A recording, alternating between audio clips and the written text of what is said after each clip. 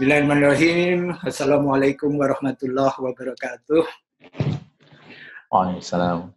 Alhamdulillah wa syukurillah wa la ilaha illallah wallahu akbar wa la hawla wa la quwata illa billahil aliyyil azim. Allahumma sholli ala sayyidina Muhammad wa ala ali sayyidina Muhammad. Alhamdulillah para pemirsa Bisa Mapan, bincang santai menata kehidupan. Kali ini kita bersua lagi dalam program dialog bersama narasumber yang insya Allah menjadi inspiring atau motivasi buat para pemirsa sekalian. Untuk pagi hari ini, alhamdulillah ini disempetin pagi-pagi karena kesibukan beliau juga. Kita bersua lagi dengan Dr. Catur Priyambodo, MKes, Direktur Rumah Sakit Rumah Sakit Aisyah Siti Fatimah Tulangan Sidoarjo. Alhamdulillah, saya sapa dulu. Assalamualaikum, Dokter. Waalaikumsalam warahmatullahi wabarakatuh. Alhamdulillah, sehat, Dokter? Alhamdulillah.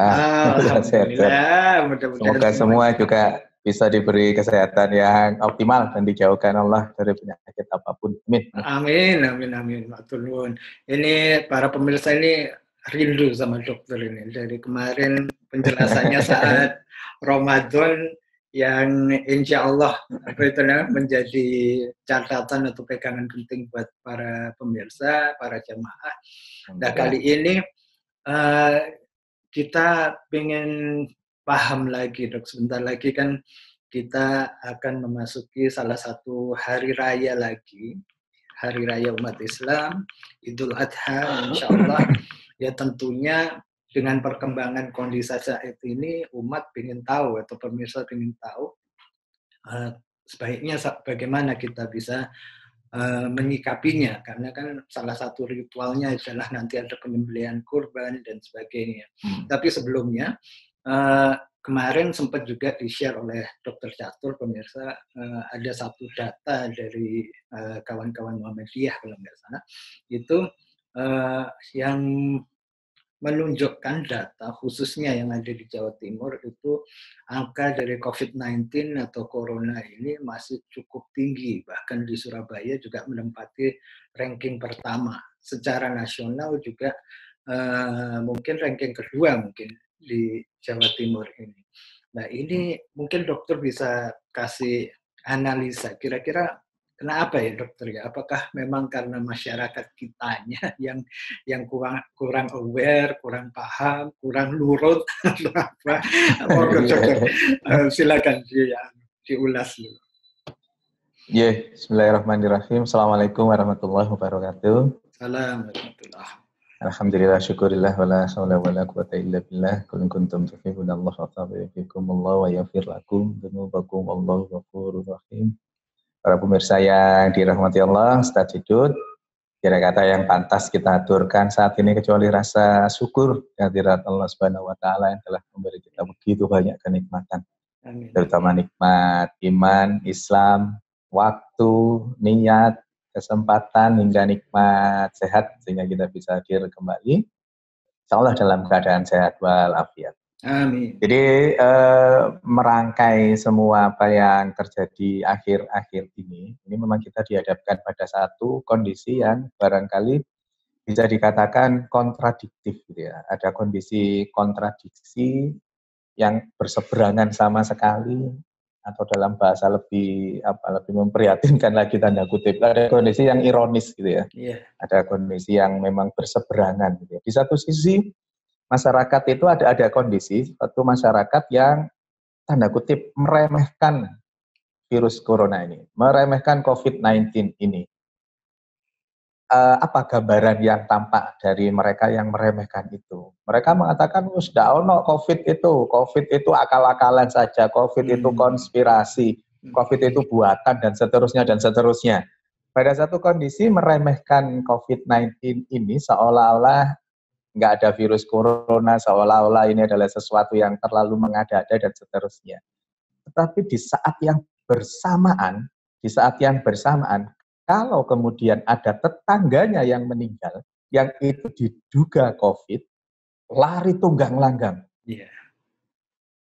jenazahnya tidak diterima, jenazahnya ditolak, ditakuti dan seterusnya. Ini kan kondisi yang kontradiktif gitu ya. Di satu sisi itu kendel banget gitu ya.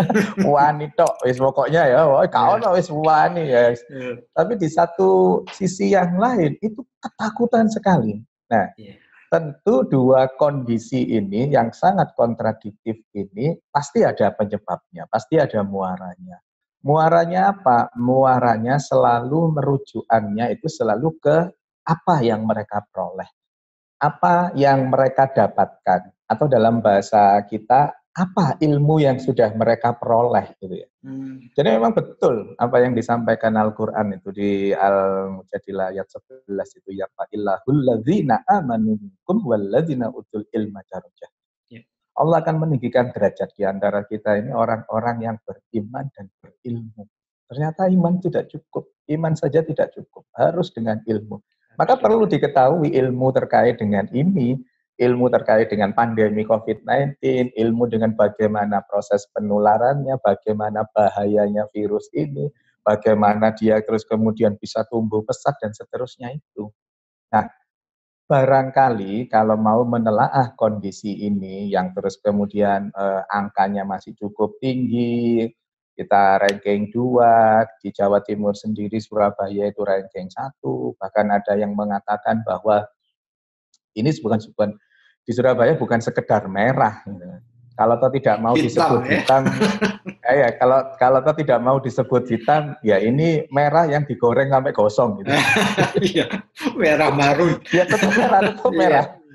Tetap merah tapi terus digoreng sampai gosong ya. Jadi mendekati hitam. Apapun itulah kondisinya ya. Apapun itu, tapi data tidak bisa dipungkiri. Jangan terus kemudian menafikan data. Oh, itu data yang dibuat-buat. Nggak ada kepentingan bagi dunia medis untuk membuat-buat data. Nggak ada kepentingannya sama sekali. Justru dari data itu kita bisa melihat bagaimana kondisi real yang terus kemudian kita melakukan berbagai aspek untuk mencegahnya. Jangan sampai kondisi itu bertambah parah. Syukur-syukur dengan ikhtiar yang kita lakukan, COVID-19 ini bisa turun, kemudian bisa lenyap dari muka bumi.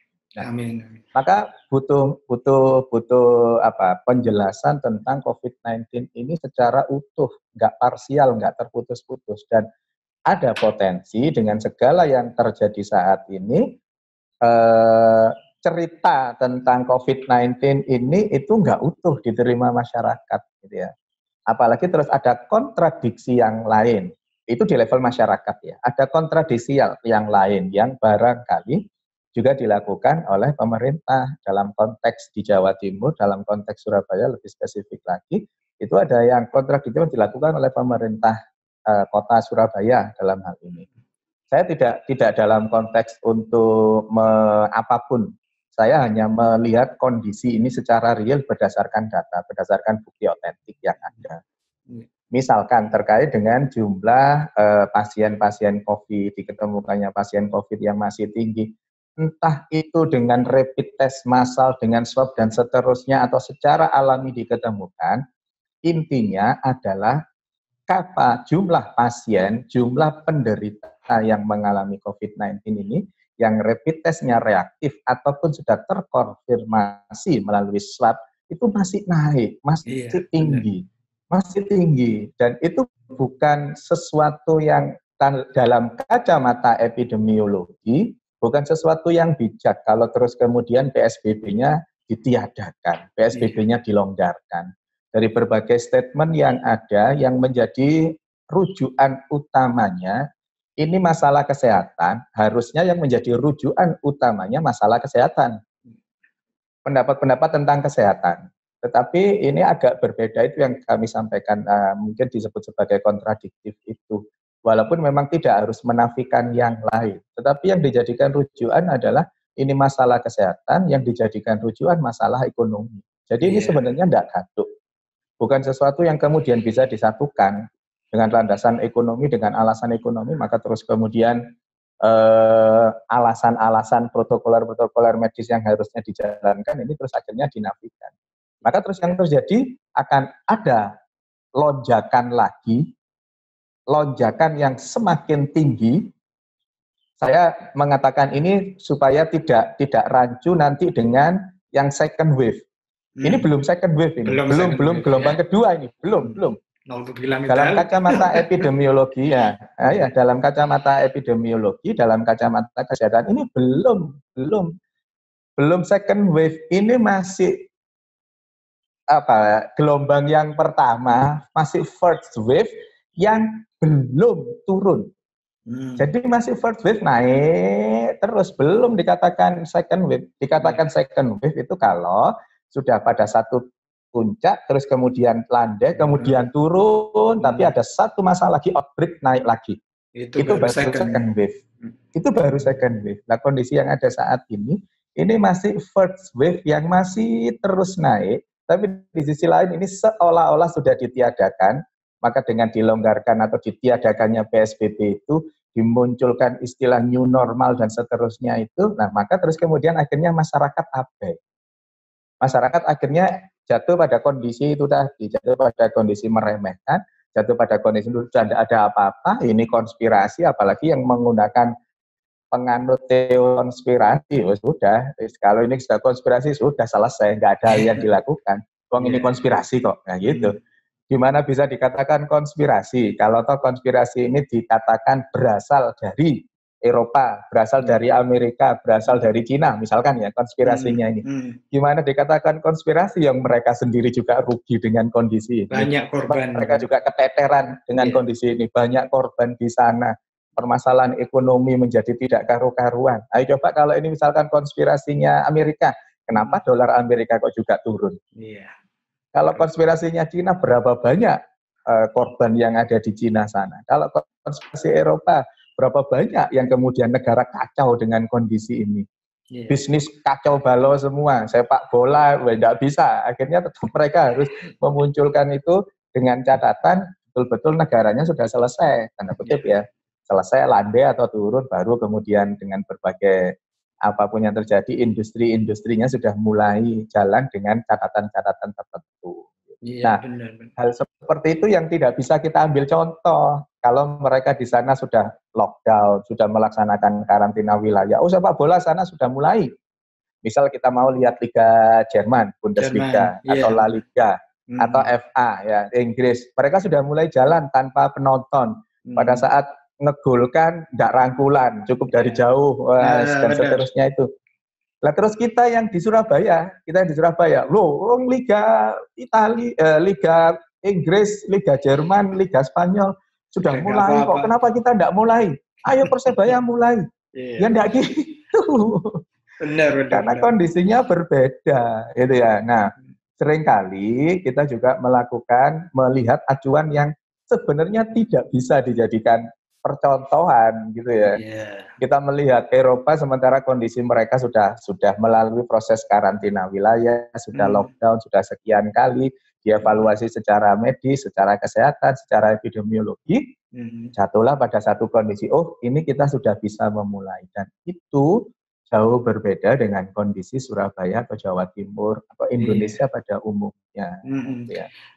Maka penting ini, menjadi itu tadi. Iya, benar. Ini berarti benar ya, kalau nggak salah saya sempat baca beberapa saat lalu ada postingan juga bahwa Wali Kota Surabaya Bu Risma sempat menyatakan bahwa kita harus kembali ke PSBB, bahkan belum siap untuk menjalankan new normal ya.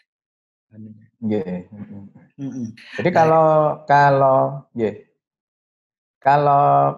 pada akhirnya terus dijalankan kembali PSBB itu menjadi bagian dari langkah yang cukup bijak menghadapi kondisi terkini, menghadapi kondisi paling update dari suatu daerah. Dalam konteks ini misalkan Surabaya setelah dilepas kok trennya malah naik, malah timbul klaster-klaster baru misalkan dan seterusnya itu, maka terus kemudian kalau mengambil kebijakan menerapkan PSBB yang lebih diperketat lagi, itu langkah bijak untuk menghadapi kondisi saat ini. Tanpa harus kita melihat, sudahlah kemarin-kemarin kok bisa seperti itu ya, sudahlah, itu sudah lewat, bukan ranah kita untuk menyesali sesuatu yang sudah terjadi.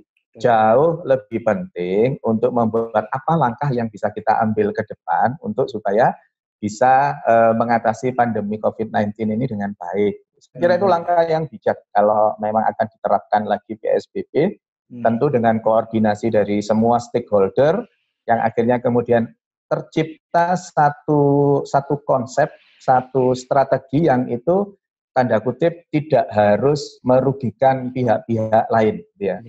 Pasti Bu Risma punya cara untuk itu dalam konteks Surabaya. Pasti beliau punya cara untuk itu yang tentu akhirnya nanti akan mengajak berbagai elemen masyarakat, berbagai perwakilan masyarakat, bisa akademisi, bisa para epidemiolog, bisa para pelaku-pelaku pelayanan kesehatan, bisa perwakilan masyarakat, mubalek dan seterusnya untuk kemudian duduk bersama. Ayo kita tata ini gimana ini kok kondisinya seperti ini, apa yang harus kita lakukan.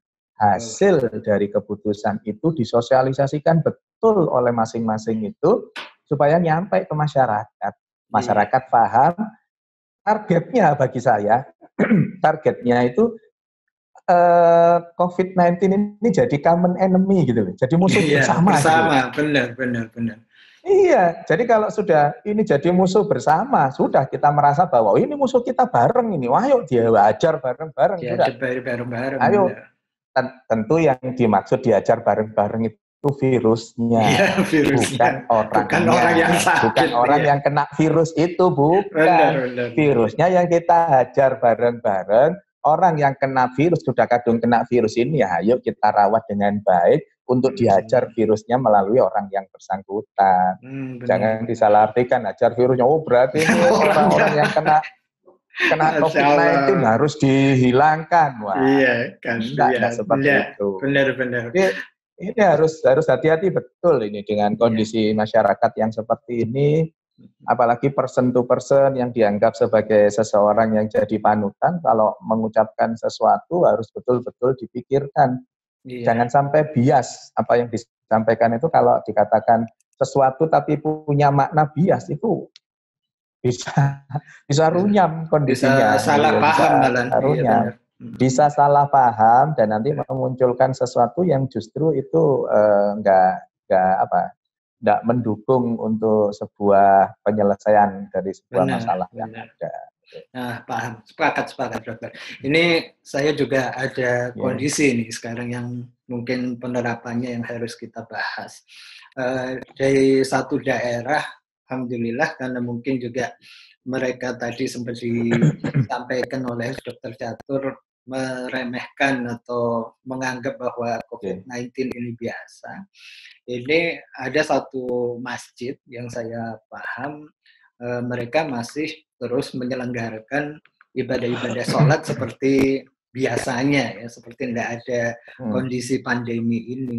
Akhirnya pada satu hari Allah kasih mungkin sentilan bahwa takmir masjid itu ternyata beliau dan keluarganya terpapar akhirnya, sehingga akhirnya bingung semua satu warga di di sekitaran masjid itu yang biasa sudah melakukan sholat tetap jamaah di masjid. Sholat jamaah di sana. Ini kan mungkin menjadi salah satu bahasan penting di depan kita kali ini, karena sebentar lagi juga akan ada Idul Adha, Dokter Catur. Sehingga ini mungkin perlu ada pencerahan atau masukan dari Dokter Catur, baiknya seperti apa, terus kemudian juga nanti pada sesi ritual penyembelihan itu seperti apa, apakah ya tentunya semuanya tetap bisa berlangsung, cuman mungkin ada masukan-masukan dari sisi medis yang perlu disikapi atau diwaspadai oleh jamaah atau pemirsa sekalian. Monggo, Dokter. Jadi secara prinsip itu ada paling tidak itu ada 3 ya kalau untuk masjid ya, dalam konteks ini. Kalau untuk masjid persiapannya itu paling tidak ada 3 sebelum datang kalau kita pilah ya secara supaya bisa mudah diaplikasikan. Yang pertama itu persiapan sebelum ke masjid. Yang kedua persiapan saat di masjid itu bisa dilakukan oleh orang yang bersangkutan dan takmir masjid.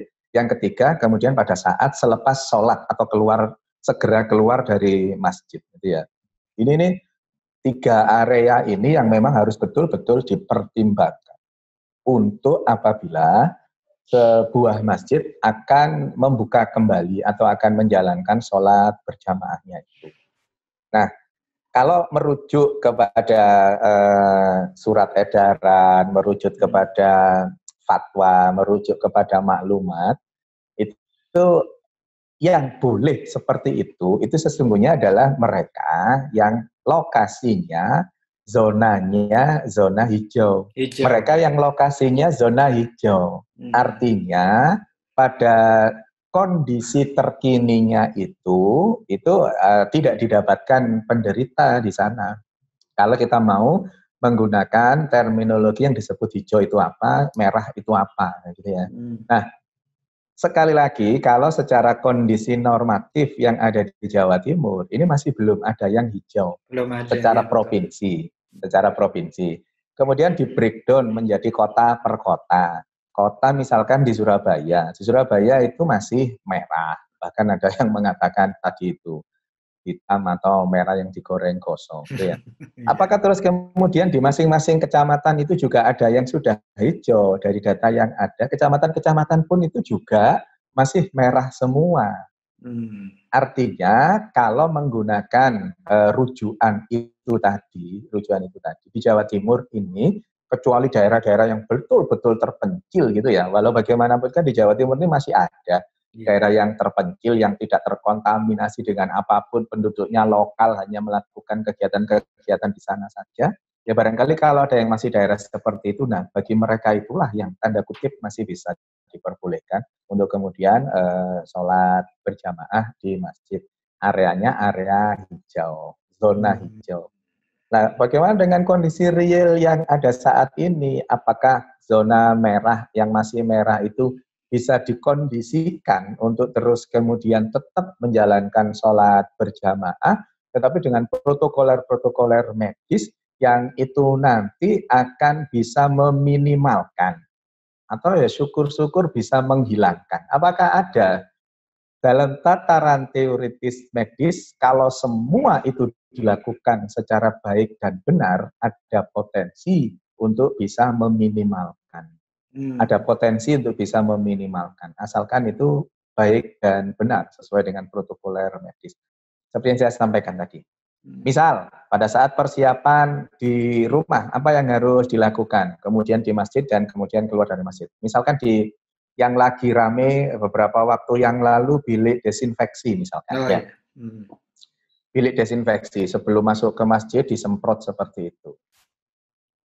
Para pemirsa yang dirahmati Allah, virus ini virus baru. Corona itu betul-betul virus baru yang pada perjalanannya ada temuan-temuan baru terkait dengan virus itu.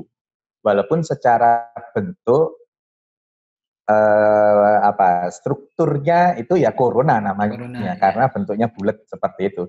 Tetapi yang butuh dipahami, corona itu ada beberapa macam. Jadi yang SARS, yang MERS itu corona juga, termasuk yang SARS-CoV-2 penyebab dari COVID-19 ini.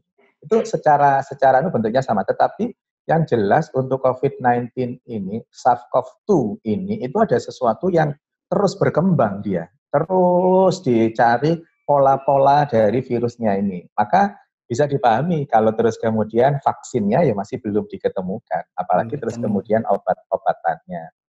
Karena apa? Karena memang seperti itu tadi prosesnya, dia daya mutasinya, daya adaptasinya, daya perubahannya luar biasa.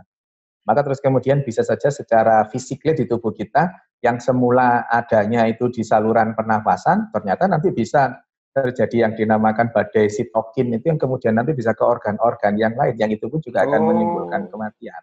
Ya. Bisa ya? Banyak aspek yang betul-betul baru yang kemudian ditemukan di COVID-19, di SARS-CoV-2 ini. Nah, kembali ke bilik desinfektan, apakah itu efektif untuk menghilangkan atau untuk membunuh virus itu? Saya tidak bicara dalam konteks pendapat pribadi, enggak. Saya bicaranya ini konteksnya WHO yang terus kemudian menyatakan bahwa bilik desinfektan itu tidak efektif. Kenapa? Karena yang pertama, daya bunuhnya lebih kecil dibandingkan dengan efek samping yang ditimbulkan. Efek sampingnya banyak nanti terkait dengan kerusakan selaput lendir, iritasi, terus kemudian komplikasi berbagai aspek itu yang nanti pada perjalanannya bisa justru menimbulkan komplikasi atau kondisi-kondisi yang serius di mata, di kulit, dan macam-macam. Nah, maka secara umum, secara garis besar, WHO menyatakan bahwa bilik desinfektan ini tidak efektif.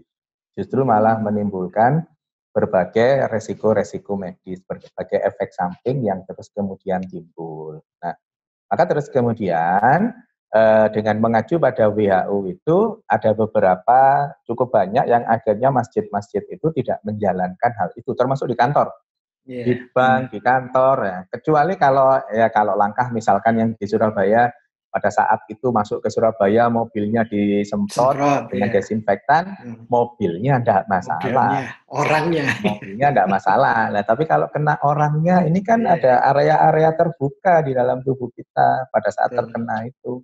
Kan efek samping yang timbul sesuai dengan WHO tadi itu menjadi sesuatu yang tidak nyaman, tidak mengenakan, dan menimbulkan bisa pada perjalanannya menimbulkan efek yang buruk bagi orang yang terkena itu. Jadi ada efek samping yang kurang baik ya? Ada efek samping yang timbul terkait dengan itu. Iya. Terus apa yang bisa dilakukan? Kemudian, itu bilik desinfektan sudah nggak usah dilakukan. Maka yang kemudian bisa dilakukan adalah pada saat seseorang itu berangkat dari rumah. Jadi persiapan menuju ke masjid. Persiapan menuju ke masjid apabila ada sunnah qobliyah, begitu adzan masjidnya, sholat sunnahlah di rumah. Sholat sunnah di rumah. Terus kemudian pakai masker, kemudian cuci tangan di rumah bersih, dan seterusnya pakai baju yang terbaik, karena ini kita akan menghadap Allah, menghadap manusia aja menggunakan baju yang bagus, menghadap Allah harusnya punya kesiapan yang lebih daripada sekedar menghadap manusia. Maka cari baju yang terbersih, baju yang suci, baju yang baik, yang kemudian menggunakan masker, cuci tangan di rumah, sholat sunnah di rumah, baru terus kemudian ke masjid. Di masjid apa yang kemudian dilakukan? Masjid pun juga sudah menyiapkan protokolernya itu. Protokolernya berupa apa? Salah satu screeningnya dengan thermal gun itu. Salah satu screeningnya. Jangan kemudian menafikan, orang kalau belum tentu orang-orang yang OTG itu panas ya, belum namanya OTG, tidak punya keluhan. Belum tentu mereka yang terkena virus ini terus badannya panas. Jangan lupa bagi mereka yang betul-betul panas itu bisa terscreening loh dengan ini, dengan thermal gun ini. Apabila terus kemudian suhunya 37 ke atas, 37,5, 37,5, ada yang menggunakan 37,5 dan menggunakan 38 ke atas, ya sebaiknya sholat di rumah. Bagi persiapan di rumah tadi itu, kalau merasa fisiknya ndak enak, badannya ndak enak, batuk-batuk, pilek sedikit anuan gitu itu, kalau ngerasa nggak fit, ya sudahlah, sholat jamaah di rumah saja. Untuk apa? Untuk menjaga jamaah yang lain. Bayangkan coba waktu sholat terus ada yang ceguk, ya ini jelas sholatnya, yang lainnya kan menjadi terganggu, tidak nyaman dengan kondisi itu, terganggu, khawatir, waduh itu akhirnya derajat kekhusyuan sholatnya menjadi tidak optimal gitu ya. Nah, apa yang harus dilakukan masjid sesuai dengan surat edaran pelaksanaan protokoler penanganan COVID-19 di masjid ini, di rumah ibadah itu, maka dilakukannya ini yang barangkali menurut protokoler agak berat. Dilakukannya apa? Dilakukannya itu paling tidak dalam satu hari ada 10 kali untuk mendesinfektan masjid. Loh, apa logika yang dipakai kok bisa 10 kali? Kalau sesuai dengan surat edarannya 10 kali. Apa yang menjadi landasan untuk 10 kali? 5 kali kita sholat fardu, sebelumnya harus didesinfektan untuk menjaga mereka yang datang, ya. Untuk menjaga mereka yang datang. Kemudian setelah sholat didesinfektan lagi, barangkali ada di antara jamaah sholat itu yang meninggalkan virusnya di sana. Entah melalui tangan, entah melalui apapun itu.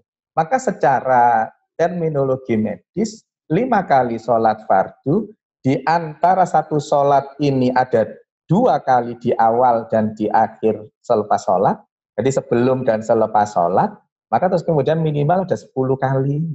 Kalau toh misalkan jarak antara maghrib dan isya berdekatan, oke, kita jaga menjelangnya, terus kemudian digabung, terus selepas isya disemprot lagi, paling sudah 9 kali. Nah, protokoler seperti ini apakah kemudian bisa dilakukan masjid secara baik? Kalau bisa dilakukan secara baik, insya Allah itu ikut menjaga supaya tidak terjadi proses penularan. Terus bagaimana dengan jaraknya? Bagaimana dengan jaraknya? Yang pertama, kalau di masjid ya, kesiapan masjidnya, sebelum kita ngomong ke kesiapan dari jamaahnya, masjidnya melakukan protokoler yang seperti itu. Terus kemudian karpet tentu sudah digulung dan seterusnya. Ya. Jadi kenapa kok karpet digulung? Saya kira kita sudah sangat paham, karena itu menjadi tempat